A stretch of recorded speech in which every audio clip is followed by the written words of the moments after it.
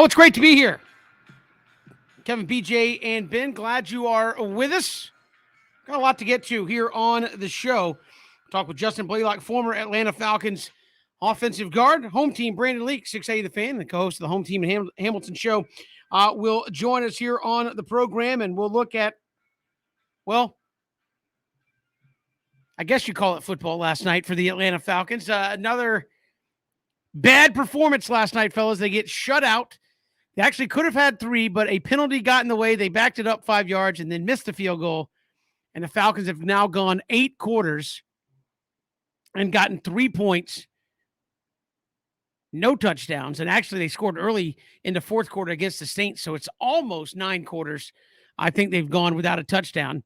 That's the one saving grace. So 8 full quarters without a touchdown, 3 total points in those 8 quarters. You barely got, BJ, you said we were talking before the show, you're like, yeah, the Falcons had 160 some odd yards of offense. And I was like, how'd they get to there? I think they only had 100 yards of offense late in the third quarter, and it was rough. You had 3 quarterbacks play. They all threw picks. You actually didn't get a horrendous effort from your defense, believe it or not, and it was all for naught. Just, who would have thought? And Ben, I know we talk about this on the show. Like, hey, how do you follow up a horrible performance? And we talked to D. Orlando on Monday. He said, oh, the Cowboys was a bad matchup. Well, then what the heck was last night? A disaster? I mean, it was a disaster because, Kevin, you make a really interesting point. Before we get into the offense and the struggles there, defensively, I think you were actually pretty good. I mean, New England ended up with 26, but keep in mind, that's with the pick 6. So defensively, you actually held the Patriots to less than 20. A.J. Terrell had an interception, and you had 3 sacks. So if you go back to our keys to the game yesterday, we were all saying you've got to get some pressure. You were able to do that, and you've got to force some turnovers, and you entered the game with 3 interceptions all season, so I'll consider getting 1 pick in 1 game successful.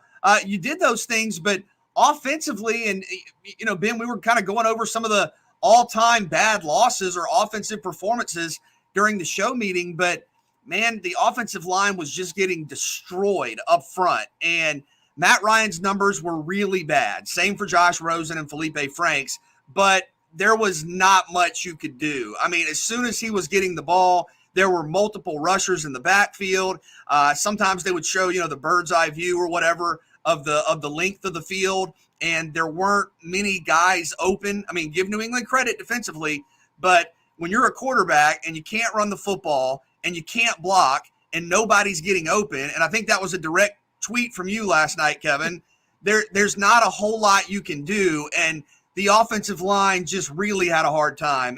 And I know you've had injuries, you've changed positions, whatever, but you were consistently blown off the ball. There was not separation downfield.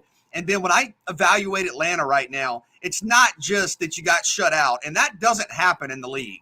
I mean, maybe a couple of times a year across all the games, but you don't get shut out in the National Football League. It's not just that. It's that you lost 43-3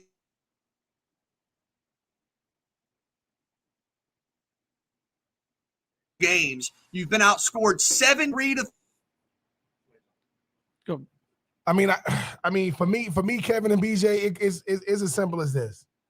When you talk about this Atlanta team, you talk about what they don't have on offense. They don't have a lot of offensive weapons. They don't have a lot of offensive firepower. And you knew that Kyle Pitts was going to be taken away. There was 0% chance that Bill Belichick was going to let Kyle Pitts hurt them last night. Problem is, Kevin, we was like, hey, man, what all do Cordell Patterson really, what does he do? Well, he keeps the offense going on the football. He helps move the chains through the air, and he's just an offensive jolt. You didn't have that at all last night. People going, why was Matty Ice going crazy? Were you watching the game? I do not know how good New England Patriots defensive line is. I don't think they got a bunch of world beaters on that defensive line. I don't see no Vince Wilforks, no Richard Seymour's. But last night, Matty Ice was literally running for his life. He could not get the ball off. It is 3rd and 1. You need 1 yard. What's our best play? A pass. Why? Because we can't run it. Like, we literally cannot run the football. And for those of you who be saying, hey, put a backup in, you got to see both of them last night. Josh Rosen and Felipe. Pick, get the hell out. I'm just saying, it's like it was bad. A.J. Terrell showed why he is one of the best young cornerbacks in the league. Problem is, he got a pick for nothing. You came away with nothing. You get the field goal. It's a penalty. They back it up. You miss. This Falcons team, man, it's going to be a long year because Matty Ice is giving you all he has. He's really giving you everything he has. But what you saw last night was a team that has no offensive identity, a team that actually did play well on defense, but playing well on defense doesn't matter because guess what? You know what the offense usually does? Complimentary. No Ridley, no Cordell Patterson. Big problem. Huge problem. Because I don't want to hear this. Hey, man, they need to find a way to get Kyle Pitts the ball more. Not in the Bill Belichick defense. They're gonna play him. You know, with that linebacker to that near side, maybe that slot corner and that safety. He's not getting open. Now, Bill Belichick, this is what he does. He's very complimentary. Kevin and BJ before the game. Oh man, when I watch him, he's like a mix of Antonio Gates, Shannon Sharp, and Tony Gonzalez. Not gonna get the ball. That means he ain't getting that today. He might be the future, but right now, in the present, we're not giving him nothing. Matty Ice, I commend you for staying in the game, for not looking for a reason to come out. But listen, whenever you see Matty Ice, look at how long it takes him to get off the ground. You know what never happens? His offensive linemen help him up. You should help him up. You're the reason why he's on the ground. So for Atlanta, you get 10 days off. Hopefully you get guys healthy because that was rough. 25-0. You scored 3 points in 4 quarters. You're an NFL franchise. No. You're a respectable NFL franchise. You're a franchise that matters. It's one thing when we know you're bad. Now everybody knows because everybody watched last night, and all I saw was DEFCON 6. Oh, my God. What are they going to do? They can't run it. They can't throw it. They can't protect it. I know we're going to talk to Justin Blaylock later on. When you hear the words retooled offensive line, that means you got a bunch of people playing out of position. That means you got guards playing center. You got tackles playing guard. It was bad, Kevin. And unfortunately, what we saw last night is the best on the team. That's the crazy part. The best the Atlanta Falcons have to offer is what we saw last night. And I don't know how good the Patriots are. I don't know if they're 25 points better than Atlanta. They showed that last night. But for those of you who are thinking that New England don't do this to a lot of people, in 2009.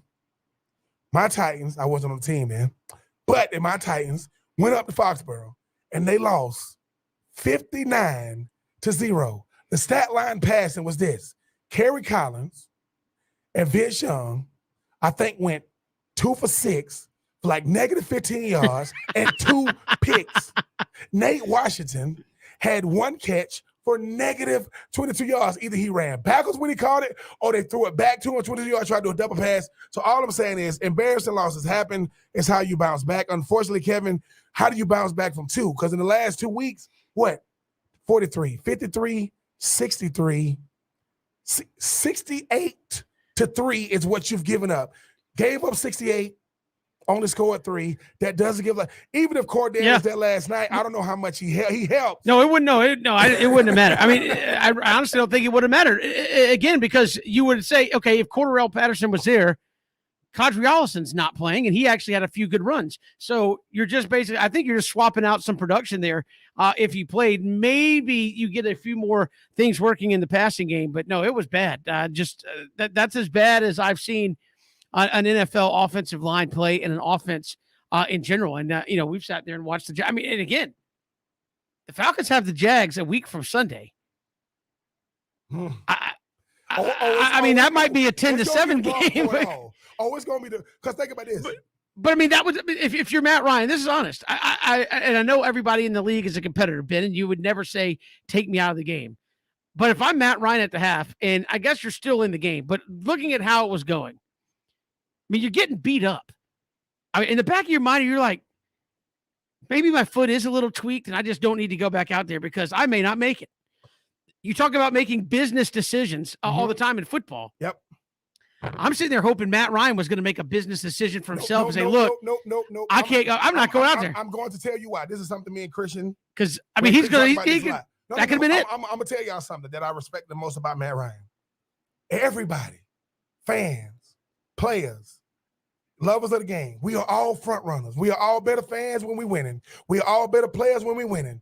But you show the type of player you are when you are losing with no win in sight. There was no light. But he also could have been lost for the year if he takes one bad hit. I mean, that's. But what it is Matty Ice is showing this is the type of player I am, fellas. Like, I'm not looking for a reason to bow out.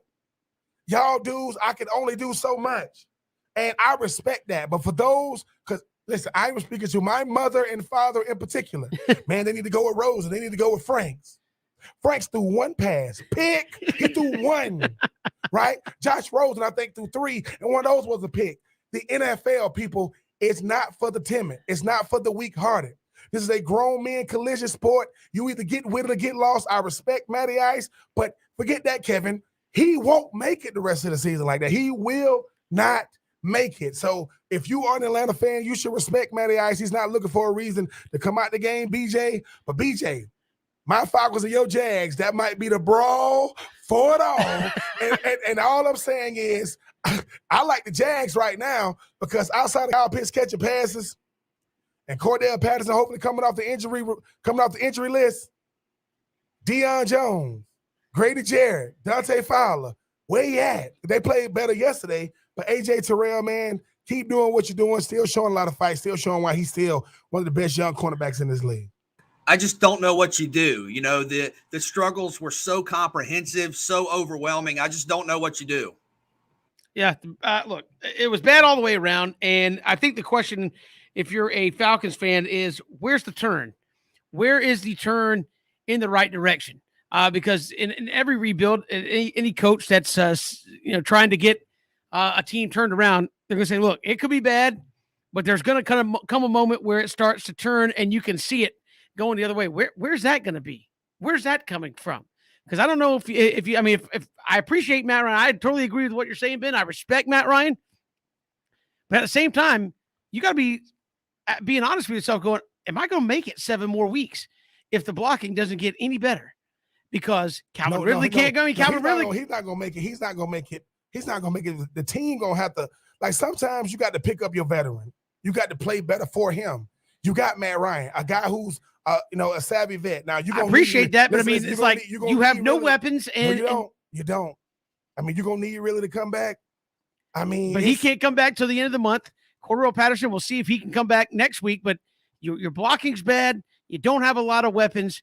I mean, if I'm Matt Ryan, I'm not saying he's publicly say this or say it to the coach, but you got to be in the back of your mind going, it's only a matter of time before I just take a shot, and I'm not going to be able to get up because it's every snap.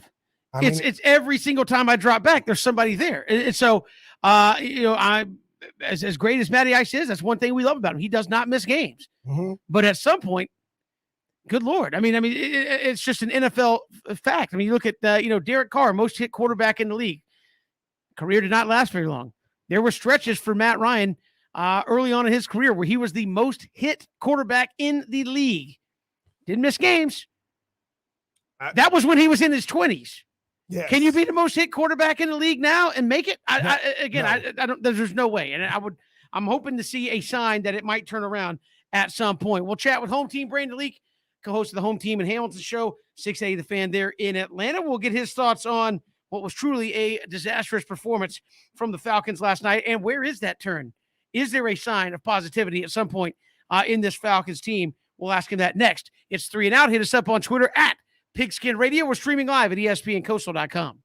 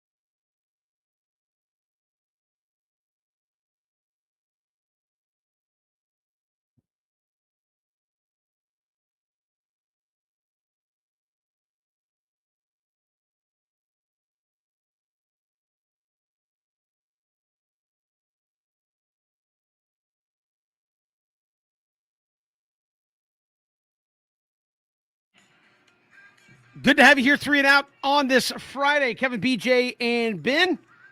Tough night, needless to say, for the Atlanta Falcons last night. Our next guest, the co-host of the Home Team in Hamilton Show on 680 The Fan in Atlanta. Home Team, Brandon Leak, joins us here on 3 and Out. Home Team, just when you thought it couldn't get much worse after the Cowboys game, the Falcons kind of one-upped themselves last night, especially offensively. Well, it certainly was a night, Kevin. Not one we haven't seen in, going back to the 1980s. You want to say it's unbelievable, but after what we saw in Dallas, I think we can see where the bottom, hopefully this is the bottom of this rebuild for the Falcons, because the last 2 weeks indicate that you can't do much worse than that offensively or combined defensively when you talk about what happened both weeks. What can you do about the offensive line to try to, I guess, provide some consistent protection up front for Matt Ryan? Well, not much. You're just going to have to figure out if you can alter scheme a little bit, see if you can maybe go quicker a little bit. The problem is if you can pass and run, they can set up the screen game, which can help you out a little bit. But when you can't do any of it, you can't fool anybody on a screen. It really is just the bottom of the rebuild. When you talk about where the Falcons were a few years in the Super Bowl, where they are now, they just can't run the ball. They're Swiss Army knife. Cordero Patterson not a part of the game. He was out, and they were unable to run the football. The offensive line was able to get push. They weren't able to get 1 yard on 3rd and 1 or 4th and 1, and it couldn't protect Matt Ryan. So really it's a bad situation for Arthur Smith. Really, you need to look at Arthur Smith and look at the fact that he won as many games already this year with no money and not all of his players, as Dan Quinn did and the Falcons did their last game last year when they had their players and spent the money they wanted to spend.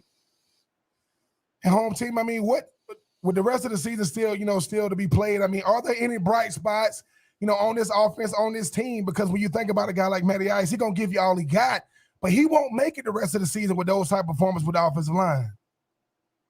Yeah, Ben, if you can't run the ball, bad things are going to happen. If you can't run the ball, Matt Ryan's going to have to throw it a lot more. If you can't run the ball, Matt Ryan's ability to be sacked a little bit more is going to go up. So it comes down to running the ball. I mean, if you want to look for a bright spot, Kadri Allison was able to get into the game. Haven't seen him over the last few years.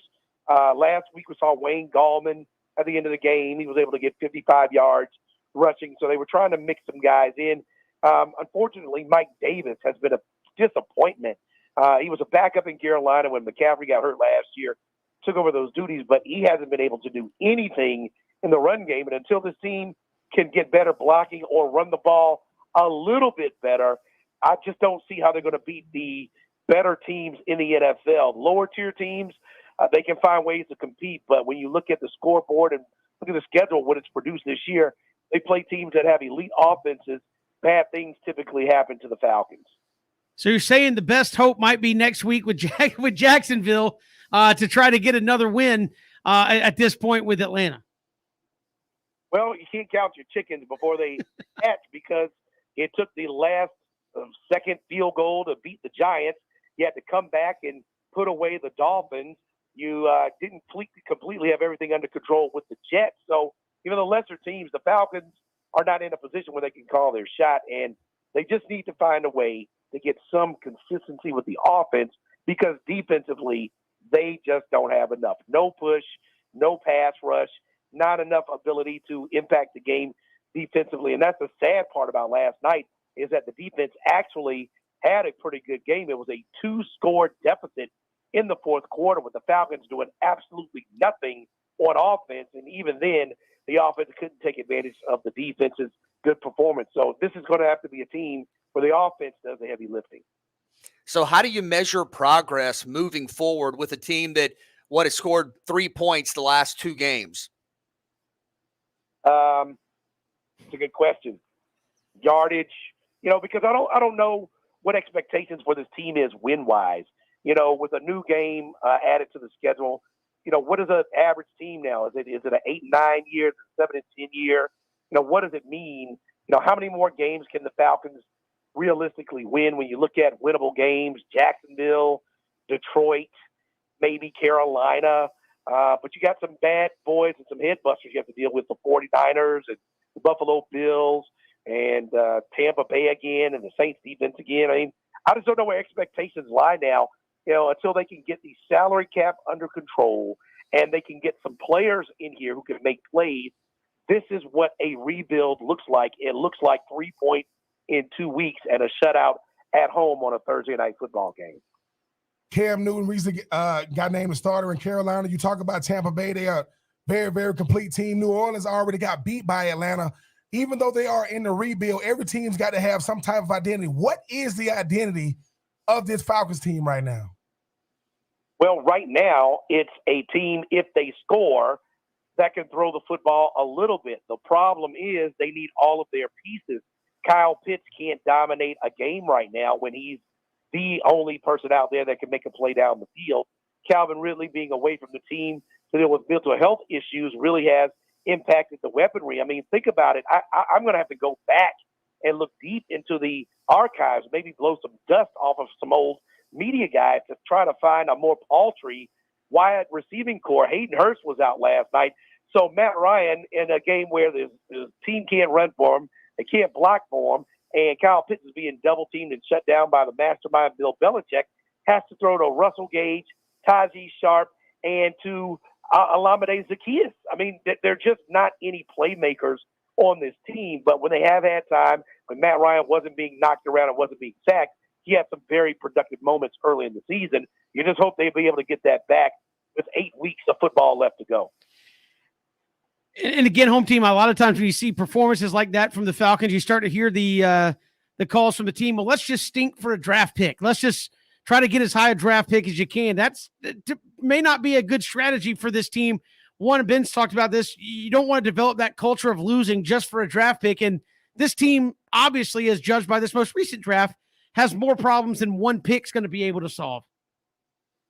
Yeah, I don't think tanking works in the NFL. The only sport where tanking really works is the NBA, because one superstar player, can completely change your franchise. It completely changes free agents who want to come play with you. It completely changes guys who are already on the team that might want to stay to try to win a championship. In football, the good teams keep picking towards the back end of the draft anyway, and they stay pretty much a competitive and good team for a run. The Falcons have had their run, and now it's time for them to rebuild. I mean, I would just say, look at Penei Sewell and how he was talked about, how he was going to be a franchise changer. Well, his team doesn't have a win yet. So it takes time.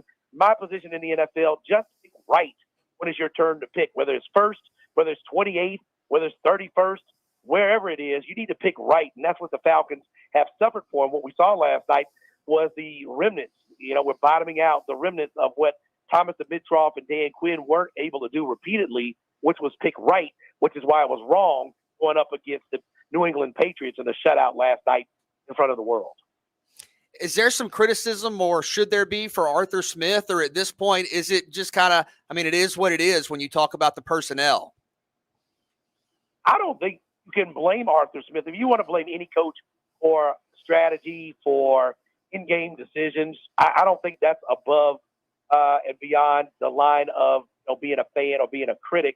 He doesn't do something on the fourth down. Last week, he went for it on 4th and 7, didn't get it. People accused him of, changing the momentum. Me personally, I don't know how, kicking a field goal when you were up 10-3 was going to stop the Cowboys from scoring another 40 points. That being said, I don't think this is his fault. I think this is the fault of the last regime. You have no playmakers. You have no explosiveness.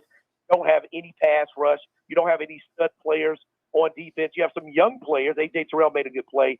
But your best players are Matt Ryan, Cordero Patterson, who was supposed to be the backup running back, and Younghoe Koo was a Pro Bowl kicker last year.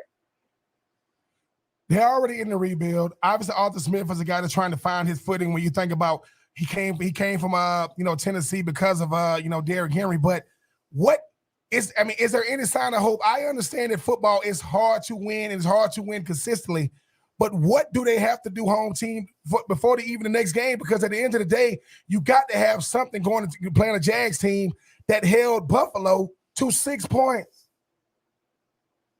Well, the good thing is they have an extended time off with a short week. So they'll get 11 days off. They can kind of treat it like a mini bye, get healthy. That'll be good for Cordero Patterson. I think now, with the extra time and playing a team that has a rookie quarterback, maybe you can find out some things that can get you back on track. The funny part is, outside of the games where they've been rocked, the Falcons have been competitive. And when they've been competitive, they've been right there at the end. So I think that's where they need to get. They weren't competitive last night yet. 80 total yards, in the third quarter last night. You weren't moving the ball. You had 40 yards rushing when you talk about going to the fourth quarter. So there was nothing going on. They have to get something going on. Fortunately, it looks like it hinges on Cordero Patterson, and hopefully getting him back in the lineup will fix a whole lot on the offensive and defensive side of the ball.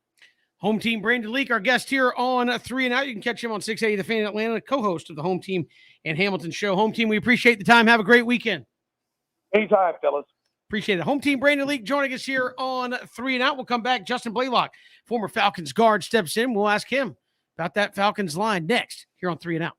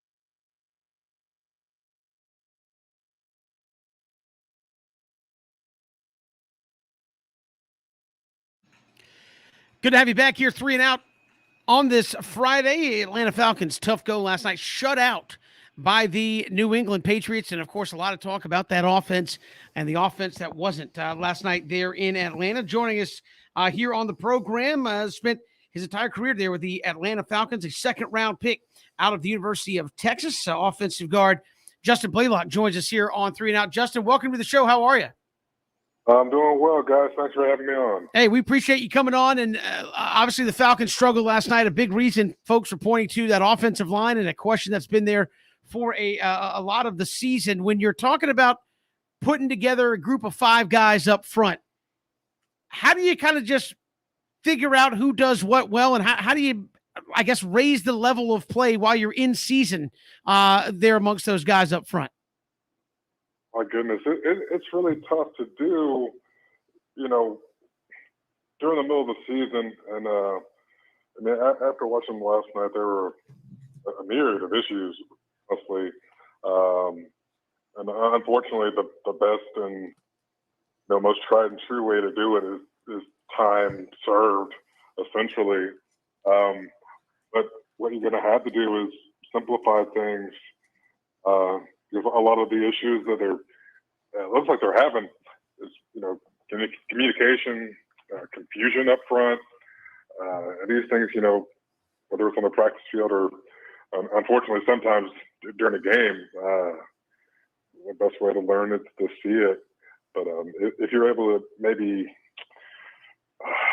do some slightly less complicated stuff up front, it's not going to be sexy. You're not going to be putting up 40 points a game, but hell, you're getting blanked now. So what's the difference? Can an offensive line improve kind of player to player individually, or does an offensive line, Justin, have to improve collectively as kind of one unit? Of course, every player can get better individually. And in fact, that's probably easier because it just takes, one guy studying a little harder, or lifting a little bit more weight, to improve incrementally. Unfortunately, it is a tougher, more arduous process to have 5 guys, get better collectively. And when I was there, we had maybe a stretch of 3.5, 4 years where we had the same lineup, damn near every week, and that type of continuity is unfortunately what it really takes, short of having, 5 Hall of Famers. And in the free agency era, that's not going to happen anymore.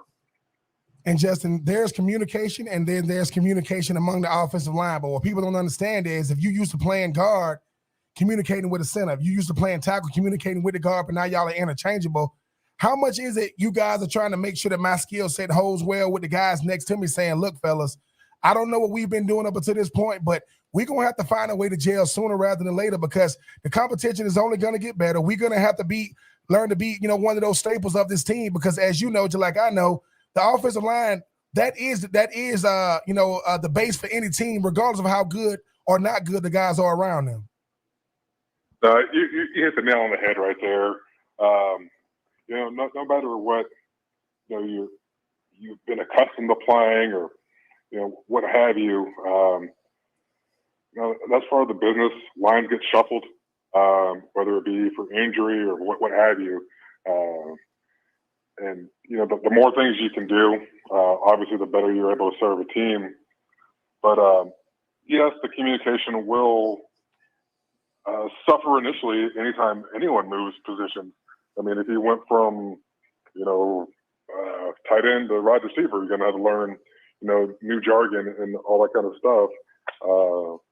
So this is no different.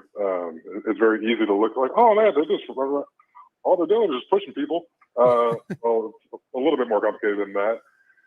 So it does take some time, even if you just switch sides and play the same position, it's a little bit different because maybe the guy you're next to has a way that, they're used to communicating, with the person that they're used to playing next to. So some things, you play next to a guy so long, you get a certain head nod, can be all you need for a play.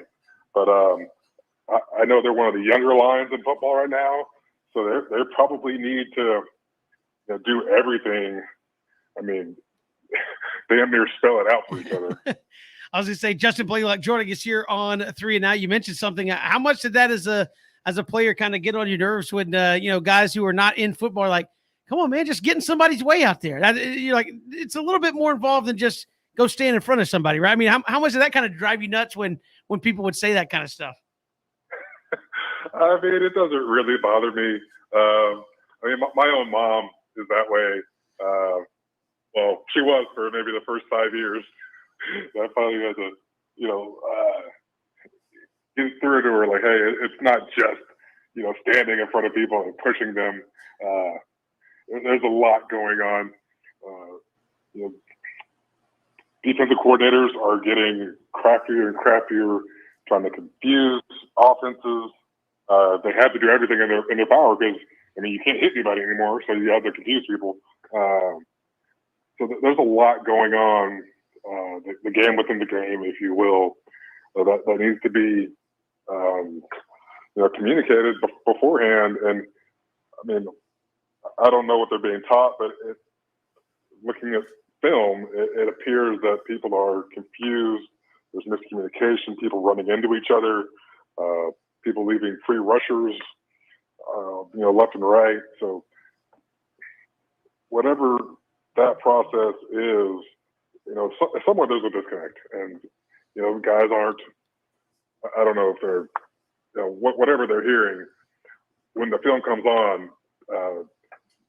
There's confusion. There's people being left unblocked, and when they are on the right page, sometimes they're just getting beat, which is going to happen. These are the best players in the world, and you can live with that occasionally. But to have both things happening is a recipe for disaster, and we saw a little bit of that last night. What can you do as a play caller to, I guess, alleviate some of the stress on the offensive line? Well, you could call, or you could adapt the Baltimore Ravens playbook, or one of these teams that runs the ball primarily, but you have to be in games to run the ball. So there's really a lot of things. I mean, it's really easy for me to say, oh man, just fire up, hit people in the mouth. Well, if you're getting down early in games, you kind of have to sit back and throw it a bunch.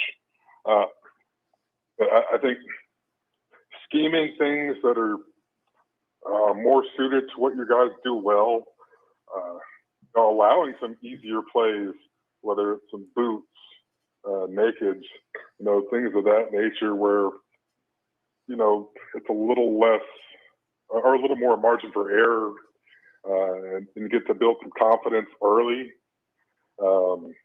If you're just seeing runs get stuffed or, seeing a bunch of sacks early in games, it's really difficult to, get any type of momentum going. And Justin, you mentioned it. I mean, obviously I played with some incredible offensive linemen like yourself, guys who want to get out there and, they want to get out there pulling trap blocks, different, like the intricacies of the game itself at the offensive line position. But like you mentioned, every single day, if you're right hand dominant, but you're on the left side, if you left hand dominant, but you're on the right side, if you're a guard playing tackle playing guard, these things don't go away the whole year. They expect you to become something you've never been because you're getting paid. Just talk about the fact that they'll say, hey, Justin, need you to play left tackle this week. You can do it, but that's not what you have grown up to be. Just talk about just being able to constantly have to adjust, not just every game, but every single play, trying to get comfortable at a position you've never done. Sure. That would be extremely tough. I was fortunate to never have to really move around too much, once I kind of got in my groove. But like you said, I played right tackle in college, kind of out of necessity. And then I come over and start playing, inside and on the opposite side, once I make it to the, professional ranks. So these things do take time, but they, of course they can be learned. It helps if you're suited, to doing such things. I mean, it's going to be difficult if you're a 6'8", 6'1", 280-pound center asked to play left tackle. I mean, yes, I can learn the plays, but should I have a hell of a time actually going out there and trying to block somebody? That's why there's prototypes at every position. To make things easier once you learn the concepts. I can play Madden all day, and, hit open receivers, but I'll never be an NFL quarterback. It's just not in the cards for me. Oh, yeah, there's a lot of all pros there on Madden each and every day. Justin Blaylock, our guest here on 3 and Out. Justin, appreciate the time. Thanks so much. My pleasure, guys. Thanks for having me on. Appreciate it. Justin Blaylock joining us here on 3 and Out, and kind of talking about some of the things that we're seeing happening there. We've got about 30 seconds. Jaylen Mayfield, a tackle in college, playing guard now for the Atlanta Falcons. It get exposed in games like last night because at the end of the day, yes, everybody's going to have to do something that's uncomfortable for them when you get to the National Football League. But it's one thing to have to do it to fill a need or a void, and it's another thing to have to do it every single day. As he mentioned, I played fullback for a couple of games, and once they saw that, once they saw the run game go down, 6'5" coming through the hole against a 6-foot linebacker, that's not a recipe for success. Yeah, we've got more to come here on 3 and Out. Take 3 right around the corner as well. It is 3 and Out on this Friday afternoon. Hit us up on Twitter at Pigskin Radio. We're streaming live, ESPNCoastal.com. Also live streaming on Facebook, Twitter, and YouTube.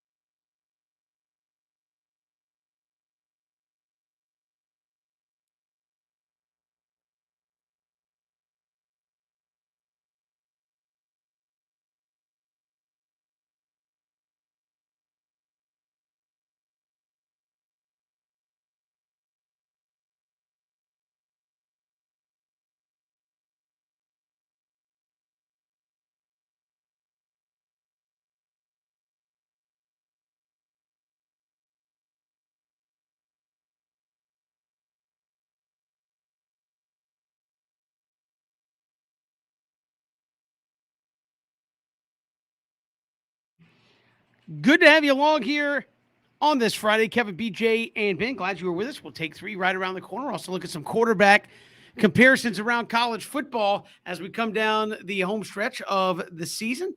And again, we'll continue to look at this Falcons football team and how they can possibly get better going down the stretch. Quick update, fellas, from the RSM Classic. Still a number of guys, not as many quite done as there were yesterday at this time, but you've got your leader right now at minus 13, Sebastian Munoz. Yesterday's leader is at minus 12.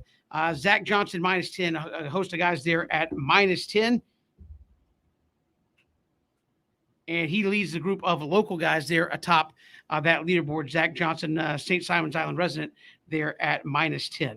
Some higher scores today, Kevin. You think that's wind related potentially? Yeah, I do. I think there's a situation where it's a little bit windy out there, and that affects how scoring goes, quite frankly. And I've seen from playing out there a long time ago, you hit it up in the wind, and it can just totally knock it down, and that's it, or push it off from the left to the right, completely change your shot. So that is certainly a factor out there, and if that continues, we may not see the scores creep very much higher. But Taylor Gooch, your leader right now at 13 under, as I said, shot 5 under today, and he is atop your leaderboard at the moment. I mean, Kevin, I always go to you when it comes to baseball. I don't play no golf. What would be your strategy for me if somebody was crazy enough to let me in a tournament of any significance? If you were playing out there, I would say, and you may not do it on purpose, but you may want to hit it low, kind of a low line drive. Keep it down out of the wind and let it try to roll. That's the best strategy. Well, sometimes you hang it up there and it's like you put it up in the wind and let the wind take over it. Who knows where it's going? And with me, and I don't know, I've not ever seen you swing. I know you did go out and play with Christian one time. It may just be you have no idea where it's going. So the best case scenario is keep it low. That way it has less ability to really get away from it. Just go straight wherever it's going. Golf coaching 101 right there. We'll come back, hour 2.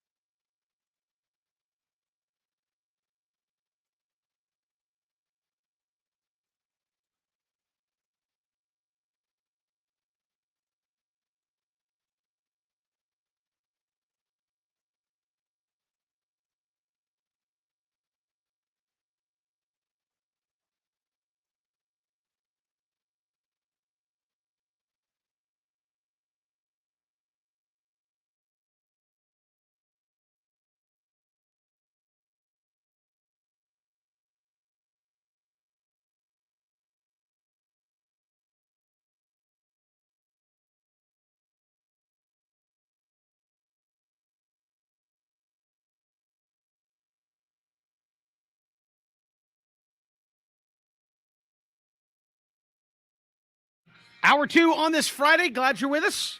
Kevin, BJ, and Ben will do a little either or with college football quarterbacks coming up here in just a little bit. Also, we'll look at Georgia Tech, Notre Dame coming up this weekend. 17-point underdogs. We'll have our picks sure to go wrong coming up in the final hour of the program as well. But first, fellas, let's take 3 here on 3 and Out.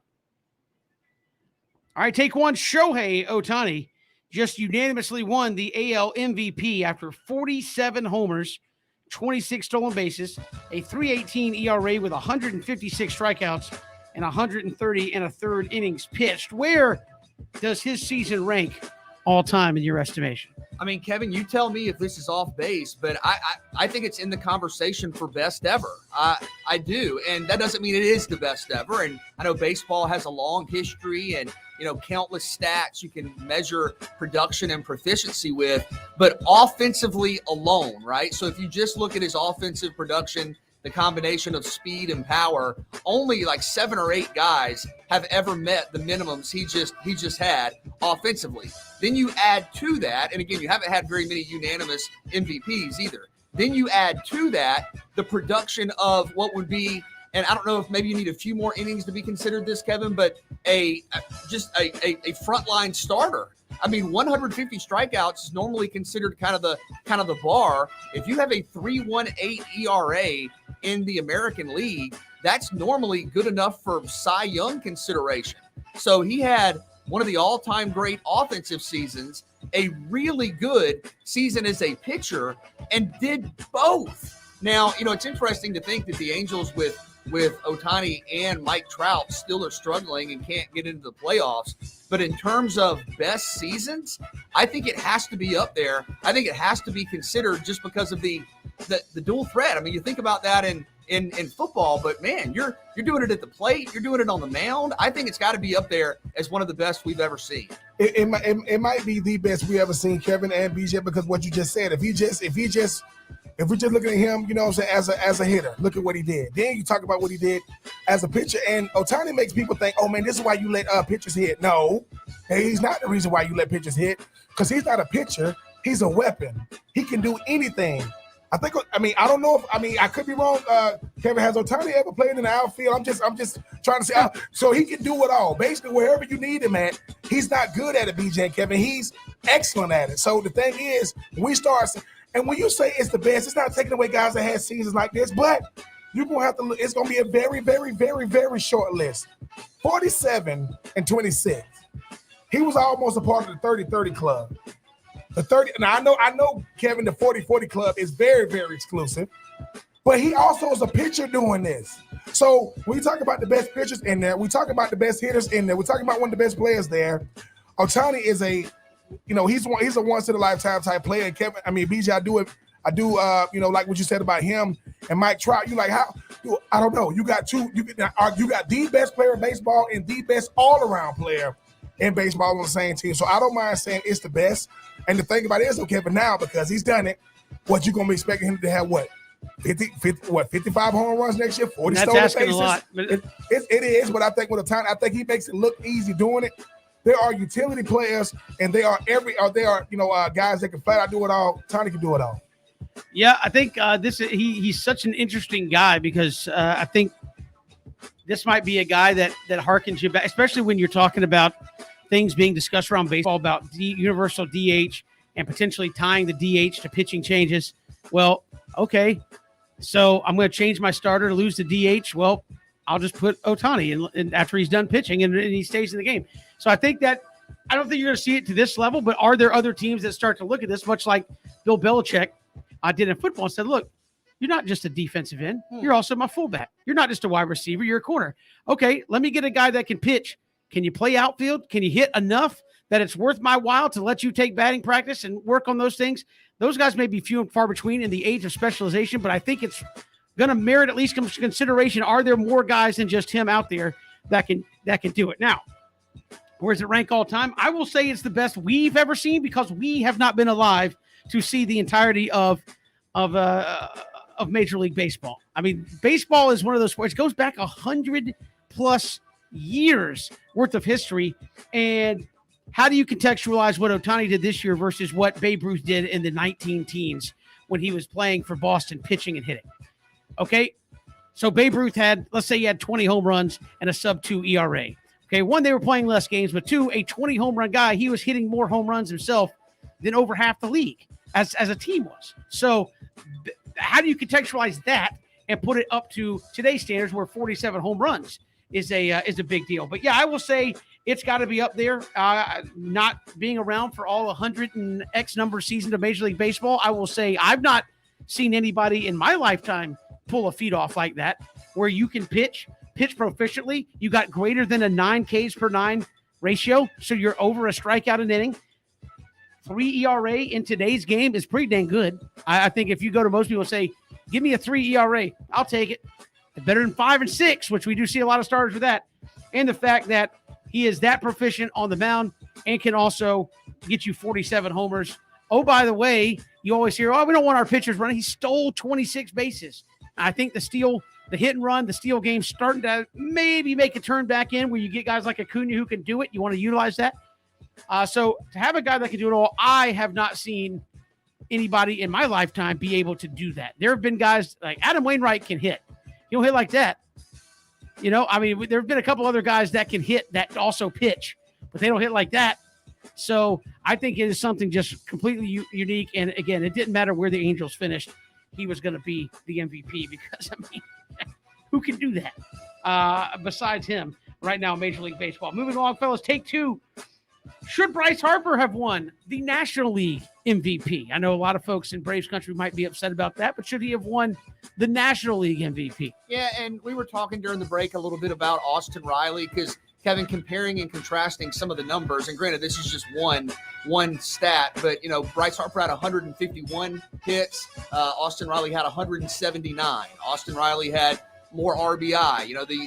The batting averages are very comparable. And, of course, Riley did it for a team that won the division and won the World Series. I think that maybe the relatively slow start that you talked about might be something that limited Riley. Harper was in the conversation all season, and he was very good. Though the Phillies did not win the division, he was very good, especially late in the year. And I guess maybe, Kevin, the counter against Austin Riley would be, hey, you were on a team where, everybody had over 25 home runs or whatever it was, and Freddie Freeman and, the additions at the trade deadline, you bring these guys in and they're all incredible. And when you look at Philadelphia, Harper was more singularly responsible for their production. And by the true definition of the MVP, if you want to tell me that, okay, I'll hear that. I think if Tatis is healthy, he probably wins it going away.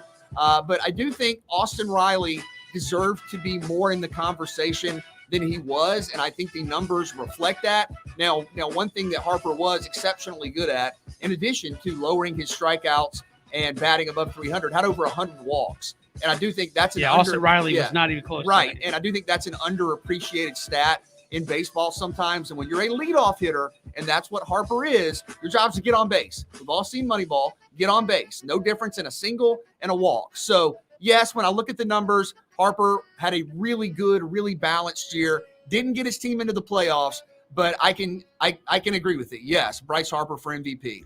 Bryce Harper, real similar to Ohtani, BJ, is the fact that you are a really, really good player on a bad team. You would think that the MVP would come from a player that's a contributor on a good team. But Bryce Harper, let's face it. He wasn't. Well, I'll go ahead. What I'm saying is, we think about a guy like Bryce Harper, it's always going to be out of this world expectations when you talk about him. Man, and I think what happens is he didn't tail off. He's a guy to where, coming into every single season, BJ, you always got me into he's a 200 hitter. The teams he's on is not as good. No, he understood that. He understood this year. Being a leadoff hitter, maybe a guy like Ronald Acuna Jr. has made all the leadoff hitters understand that, look, man, we can't just be good. We have to be outstanding with what we bring to these teams. And Bryce Harper, let's face it, Kevin, he can't have okay season. He had a phenomenal season this year. It doesn't mean the guys around him did not have phenomenal season like an Austin Riley and things of that nature. But I think when you look at a guy like Bryce Harper, he understands that I have to play well in order for my team to have any success. And he have to have one of those years. And I just think that we expect Bryce Harper to be okay and still get the fanfare. No, he was phenomenal. He earned it all this year, and he won the MVP. I thought he was going to get it. Now Tatis, Kevin. I know we were talking about a guy that is rare I mean, that dude's good. I mean, so the thing is, I look at who you were in the running for. Tatis is about as good as you could be at the shortstop position with all the 6'3", 6'4" type of things he can do. I think he would hurt his knee or something like that. He kept playing, but yes, Bryce Harper lived up because he lived up to expectations this year. Obviously, the best player in the NL this year. So hey, man, shout out to Bryce Harper getting it done. Yeah, look, and I'm surprised, BJ, you actually said yeah, because I know you're not a huge Bryce Harper guy. But I mean, I just look at what he does. He did for his team, and I know the last week of the regular season or last series in Atlanta, thankfully, he was not very good, and the Braves were able to secure the division. That's why I take a little umbrage if he was on a bad team. They weren't a great team. I don't think they were a bad team, No. but I look at the MVP this way, and I think more so in baseball, it makes sense to view it through this prism because, again, BJ, if we just look at the MVP as who's the best player, well, in the recent years, LeBron James should just get it every year without even playing any basketball games. I mean, to me, I look at most valuable as just that. You take this guy off of this team, and where are they? You take Austin Riley off the Braves, they're still pretty good. I think they're still pretty good. You take Bryce Harper off that Phillies team, and I don't know if they're talking about contending in September. I agree. And again, I think he is really, really good. Tatis, really, really good. The fact that he was injured, missed some time, I think might have hurt him in the long run. But and the fact that I think if you really come down to it, Bryce Harper's team was close to making the playoffs. They did finish, I think, right at it, or maybe just above 500, somewhere around there, trying to go off the top of my head. Tatis' team way out of it. They were below 500. Granted, they were in a very tough division, but they were way out of it. And below 500, I have no problem with Bryce Harper winning it. Because I think if you take him off of the Phillies, and the Braves were walking that division in a big, big way. So Riley, I think his time will come. I think the strikeouts are a big detractor. I think the walks, the fact that you didn't get a whole lot could be a big detractor. And the fact that you play on a team with Freddie Freeman, and for the last 2 months played on a team with Freddie Freeman, Jorge Soler. You play with some dudes now. I mean, that's like saying, should back in the 90s was Derek Jeter going to win the MVP and like everybody on the team was an all-star? Like, yeah, you're good, but daggum. I mean, everybody in that lineup was amazing. So I think maybe that detracted from Austin Riley a little bit as well. And Freddie Freeman didn't actually have a slouch of a season himself. Quickly, one more, take three. Cam is the starter for the Panthers. What are fair expectations for him the rest of the season? Be himself.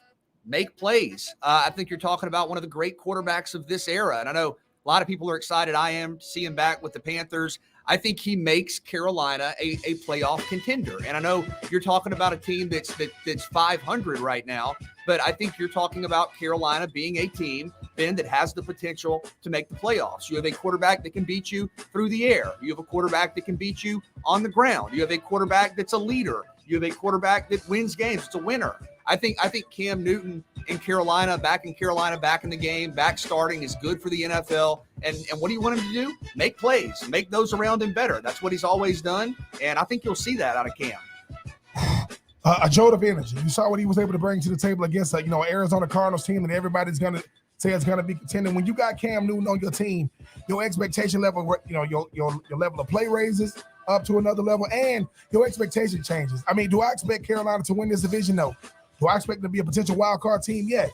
I mean, Matt Rule got a mulligan. He was like, wait a minute. I mean, Sam Darnold's not here. I know I got PJ Walker. Cam Newton is available. You go out there and get him. Do you got to change up what you do on offense? Yes, you get to add more to it.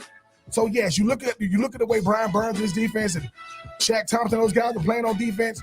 When you have a Cam Newton, you walk, you walk with your chest out a little bit because that's 6'5", 250 coming downhill. You got to deal with it. So I think that Cam is going to bring that life back to it. And Kevin and BJ, let's face it. You had no reason to watch without Cam. Now you have a reason to watch. He is must-see TV. So, yes, I think, realistic expectations, you don't bring it back.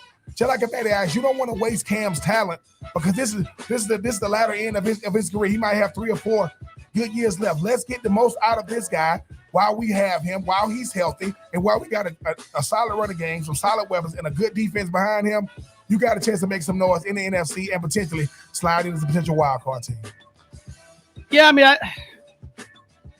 is anybody in that division tracking down Tampa Bay? I don't think so. No, I mean, that's strictly wild cards. I think that's why you go make that move is you're going to try to get yourself in in one of those wild card spots and see what happens. So I think that's the realistic expectation. I mean, you come in mid-season, your job is to get up to speed quick, and hopefully win some games with you and get there in the playoffs and let the chips fall where they may. That's take 3. We do it every day. This time we're coming back. We're looking at quarterbacks around college football. You got one game to win. Who do you like? And a topsy-turvy year that's been college football. Should be an interesting discussion. Next, it's 3 and Out. Hit us up on Twitter at Pigskin Radio.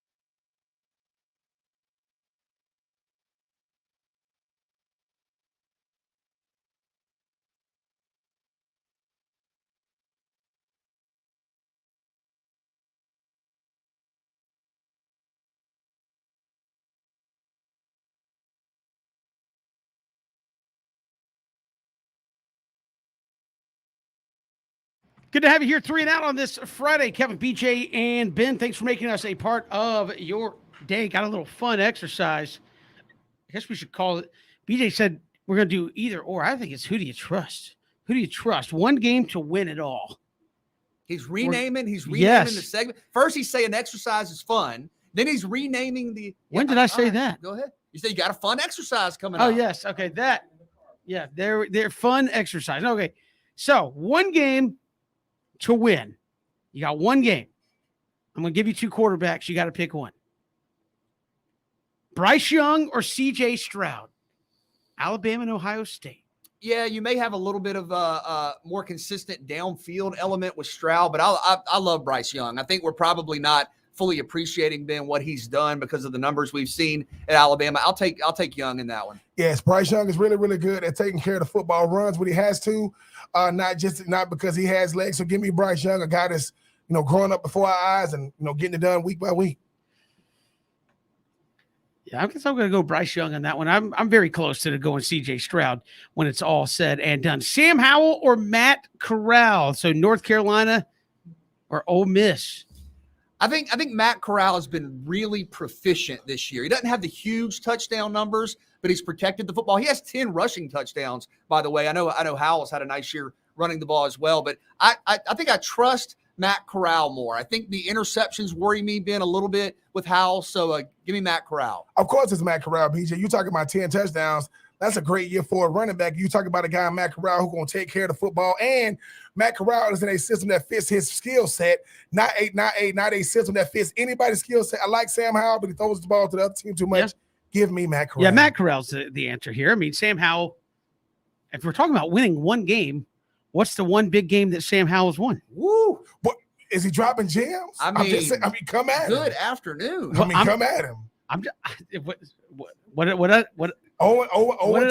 say? What did I say that was wrong? Listen, he puts up great stats. Beat Miami as a true freshman. Won the bowl game. Okay, I hear you. I'm not saying he's never won one. I'm just saying what you're going to put forward is like crickets. Stetson Bennett or Hendon Hooker. You got to win one game. You guys know that proficiency is what I look towards. Both these guys are elite. I think Stetson Bennett still in the top 3. Didn't they just play Hooker with one game to 7 or 8? Yeah. Yeah. I would. I know the teams weren't equal, but going right now, I think the more consistent option is Stetson Bennett, and probably a guy that if you have a great defense, you can trust too to kind of manage the game. I like Stetson Bennett's downfield ability too. I will take Stetson Bennett. I always say one thing before the show, and then you get to thinking about it. Stetson Bennett has grown up before our eyes, BJ and Kevin, the last 2 years. I think he's good enough to win a game for you, even if his defense was subpar. And he's done it on the number 1 team in the country. Big games, give me Stetson Bennett. But can he win one game? That's what Georgia fans are out. That's the question. We got to win one game. That's what everybody hopes when it comes to the end of the season. Wins that one game at the end of the year. In this scenario, I think I would lean Stetson. Brennan Armstrong or Will Rogers. So Virginia and Mississippi State, 2 guys that can wing it. If you go up to them and say, hey, fellas, I'm going to need both of y'all to throw it 55, 60 times a day. Oh, we're good, coach. Who's going to win you that one game? I actually think I would go Armstrong. I know Rogers has been red hot. Had like a half for the ages for the record books against Auburn. Armstrong leads the nation in yards per game. And I think the mobility, right? If for whatever reason you're off base, throwing the football downfield, Armstrong is great on the move, can run. Now, Rodgers is putting up PlayStation numbers, but I think the versatility of Brennan Armstrong, I might go Armstrong. I'm going to go with Armstrong, BJ, because I want to win a game. If I want a great moment, oh, man, I'm going to go with Will Rogers. He's going to give you some great moments, but I want to get that W at the end of the day, so give me old Mr. Armstrong. All right.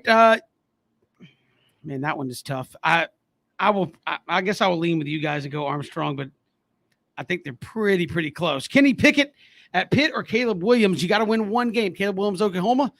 Kenny Pickett at Pitt.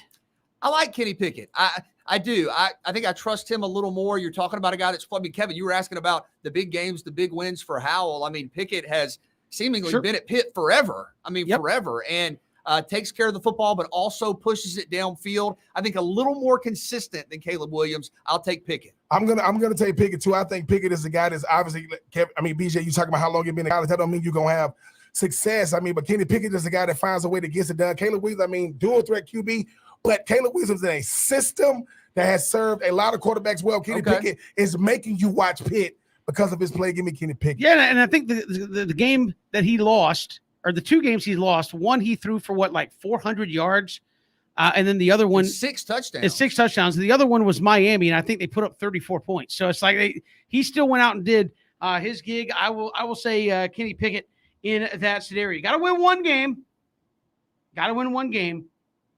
Malik Cunningham at Louisville has really played well, or Sam Hartman at Wake Forest. And I know Malik Cunningham, a lot of folks are talking like you don't pay attention to him because you have so many other guys in the – it's hard to believe we talk about the ACC and ACCing itself. They really do have a lot of pretty good quarterback play going on. But Malik Cunningham or Sam Hartman? All right, this time yesterday, I probably would have said Hartman because I wrote a story on Southern Pigskin. I think Hartman is probably a guy that deserves some Heisman Trophy attention. Look at what Wake Forest has done offensively. But Cunningham had one of the great games in the history of the sport last night, if you missed it. He had over 320 yards passing and I think 5 or 6 touchdowns through the air and had over 220 yards rushing and a couple of more scores on the ground. You're talking about a guy that has done some pretty incredible, like Lamar Jackson type stuff offensively during his career. I think he's got a stronger body of work overall than Hartman. Malik Cunningham has been awesome this year. Awesome. And last night, he was absolutely amazing. So I will take Cunningham. I'll take Cunningham as well. BJ, sometimes you got to look at who these people are coming behind. You don't think Cunningham doesn't understand the look. You come to Louisville because you want to be able to do it all with your arms, with your legs. And you gotta watch that play last night. I mean, people think he's about to run out of bounds. He's running away from guys and he's making it look easy. Shout out to Mr. Cunningham, who don't got the weapons he had a couple of years ago, but still find a way to get it done. Yeah, I'm going to go with Malik Cunningham. I hate to keep agreeing with you guys, and it's not just anybody's fault. No, I'm saying, but like every time I hear Sam Hartman, I expect to hear Sam Hartman, weekend weatherman. Like today's the game temperature will be. He scored 70. I'm not saying he didn't score 70. I'm not saying he doesn't put up points. He put up numbers, but you hear Sam Hartman. I think of maybe it's because when I was in Atlanta, there was a guy named Bill Hartman who did the sports on a TV in Atlanta. That might be his relative. Who knows? It might very well be. We move along. A couple more to go here. One game to win. Emory Jones at Florida or Jordan Travis at Florida State. Boy, that's and you talking about this year hadn't done a whole lot of winning either one of them. Well, you think about video game numbers, though. I mean, I know the story of the Florida-Samford game was Samford basically did whatever they wanted to in the first half, had 40 points or something crazy like that. But Emory Jones broke all kind of records in that game with throwing the football, the touchdowns. Maybe hasn't lived up to expectations overall, but was really good last Saturday. But I think there's something about Jordan Travis. Florida State has not been great, but you think about the wins over North Carolina. You think about the 4th and 14 against Miami on Saturday. He's got a feel for the moment that's pretty impressive. The late, drives against Notre Dame. You think about what he's been able to do late in games. I will go with Jordan Travis. He seems to be one of those clutch football players. This is process versus progress. And I mean, I know that Emory Jones has been through the process, but Jordan Travis is a guy that just keeps getting better game in and game out. Understand this is a guy that couldn't throw the football a year ago. Now he's added throwing the football to his game, and both guys are dual threats. But for one game, I think Jordan Travis is the guy I'm going to go with. I think he's battle tested. Give me Jordan Travis. Wow. This is a tough choice. I guess I'll go Jordan Travis. And again, both have had their moments where they've had to give way to other quarterbacks on the field. I will go Jordan Travis slightly. Here's another Jeff Sims at Georgia Tech or Jordan Yates, who also plays at Georgia Tech. Yeah, I guess you're asking who should start. Basically, is that you've had a couple of quarterbacks play. I think you've had some fans say we want to see more of this. I like Jeff Sims, and I'm not sure that the play calling has been very consistent. Sometimes I've watched Georgia Tech offensively, and it hasn't necessarily been the guys out there. It's kind of what are you doing with the play calls? And I understand it's easy to judge that from afar and say, hey, that play didn't work. You shouldn't have done that. I understand it's all hindsight but I think Sims, if he's in the right offense and there's a little more rhythm to the play calling, I think he can be really, really effective. I was a big fan of his as a recruit coming out of the Jacksonville area. I will stay with Sims. I like Jordan Yates because I like a guy that definitely gets Georgia Tech better in the passing game and hand the ball off to Jameer Gibbs and get on out the way. And so now you got a solid running game with a guy who can get the ball down the field. I always like a better passer being a former receiver and a guy that can hand the ball off. There's nothing hard to say, Coach. Run the football. I got you throwing the football. Give me Mr. Yates. Yeah, I guess considering they're both playing in the same system here, I would I would lean Jordan Yates because of what Ben said. Throws it maybe a little bit better, a little more consistent at the end of the day. Desmond Ridder at Cincinnati or Malik Willis at Liberty. Two really good quarterbacks, two guys that are going to get their name called come NFL draft time. Yeah, I think you have 2 first-round picks there. I think Ridder, for me, a little more consistent and maybe a little more fluid week to week. You haven't seen a couple of weeks where the numbers haven't been there. He's normally going to give you, a really good, solid effort. He's, I think, a little more predictable. Willis, I think about the Syracuse game earlier in the year and a couple of games that Liberty has lost. I like both those guys a lot. That's a tough one. But I think at this point, Ridder's team is still undefeated, knocking on the door of the playoff. I will take Ridder. I'm gonna go Desmond Ridder for the simple fact that BJ and Kevin, he didn't tuck and run when he probably could have jumped to the transfer portal and went to another school because of the type of player he is. No, I'm gonna do it right here in Cincinnati with the Bearcats. Looked at Georgia last year in the Peach Bowl. If they don't got a kicker with a freaking cannon in his leg, I think Cincinnati wins that game. Love Malik Willis, so I think he's gonna get drafted higher than Desmond. But Desmond is battle tested, and once again, dual threat quarterbacks that are efficient passers. That's what he is, a passer with legs, not a runner who can throw. I'm going to go Malik Willis. I think you get a little bit more explosiveness with him at quarterback. Okay. I like that. So in a one-game must-win, give you the guy that can really come out and give you that little bit extra dynamic. I'm going to go Malik Willis. And finally, JT Daniels or Spencer Rattler. Georgia and Oklahoma, two guys we talked about a lot preseason. Neither one of them currently playing at this point. I was going to say, at the beginning of the year, were those guys the 2 Heisman favorites? Yeah, JT Daniels might have been the Heisman. JT was the betting favorite, yeah. And now neither guy is starting. I think Spencer Rattler, the relative production wasn't what it had been at Oklahoma.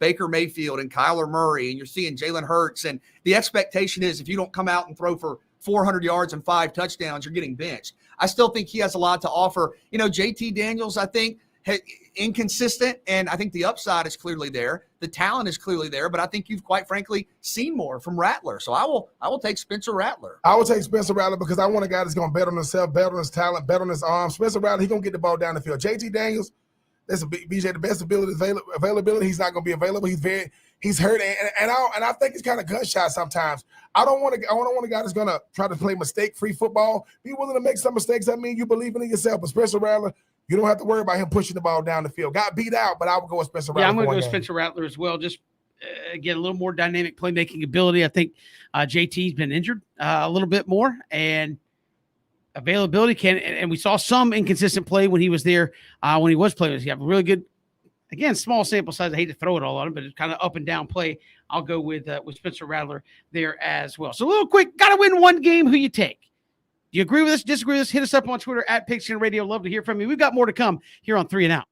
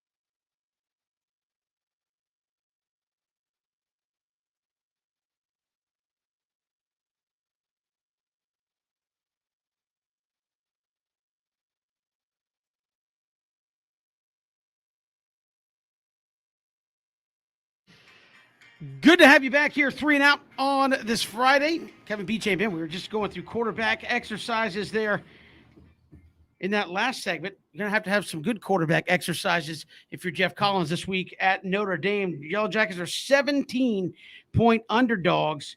You've lost 4 in a row. You got Notre Dame, then Georgia. You're looking at a 3-9 season. Again, that'll be 3 straight seasons of 3 wins. Where do you see this Yellow Jacket program right now? Obviously, recruiting's gotten better with Jeff Collins, but when does that translate into wins? We had Joe Hamilton on earlier this week. We said, where are they getting better on the field? He's like, on the field, don't see it yet. Where are you at with that program?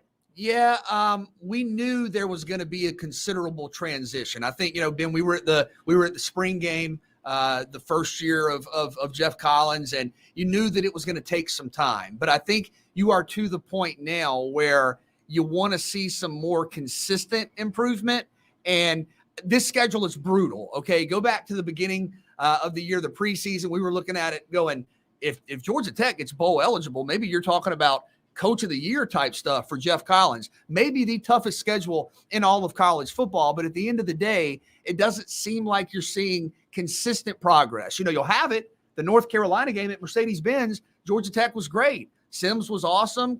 Quez Jackson and those guys, tackles for loss, sacks, all over the place. But you haven't been able to have 2 or 3 games in a row. And for me, Ben, I think maybe you asked Joe Ham earlier in the week, this is a question that I can't answer right now.